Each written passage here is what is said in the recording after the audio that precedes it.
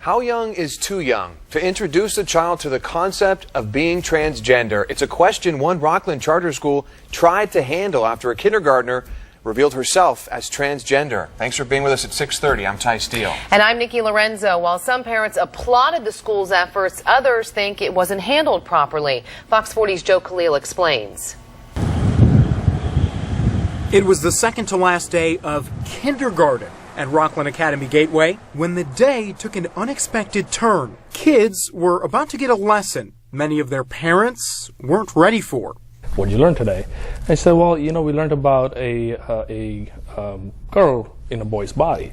Ankar Dewan's 5-year-old daughter was in the classroom. This worked out to be a fairly, in my view, decent a way of kind of introducing a topic that I wouldn't otherwise know how to do. It was a lesson on transgenderism. The timing, not a coincidence.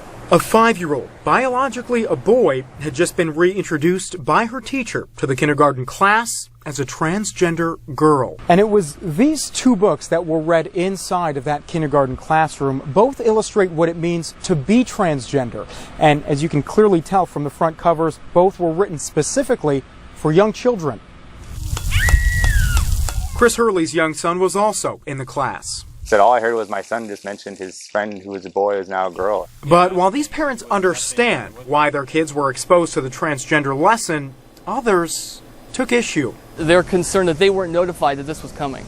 School officials say the teacher read the books in class without approval from administration. Parents weren't even notified until about a week later when this letter, obtained by Fox 40, was mailed out. In the letter, no mention of the word transgender. The majority of the parents who had children in this kindergarten did not think that it would be age appropriate. Several concerned parents who spoke to Fox 40 off camera came to the Pacific Justice Institute and the California Family Council to represent them. These kids who had never struggled with their gender identity before are all of a sudden scared that they could be turned into a boy. After 2 failed attempts to get the board to address the issue, a special meeting on July 31st was finally called. And according to the district's own presentation obtained by Fox 40, not reading these books would have put them at risk of discrimination and exposed them to a lawsuit. We took it directly to the superintendent.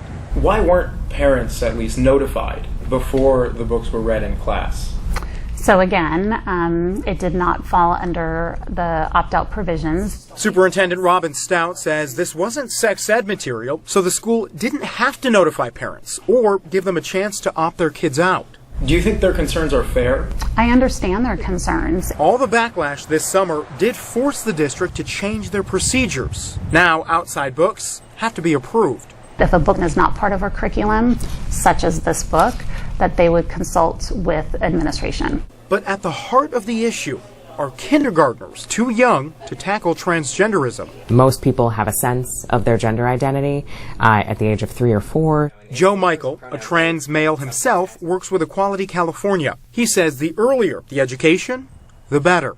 It's important to note that the other students really do need to have that opportunity to engage and to hear from the transgender student. But other experts disagree. Michelle Cretella, president of the American College of Pediatricians, says the science is far from conclusive, telling Fox 40, quote, having an authority figure teach the myth that a child can be trapped in the wrong body will potentially lead to fear that they aren't the sex their bodies clearly indicate. We spoke to the mother of that transgender student over the phone more than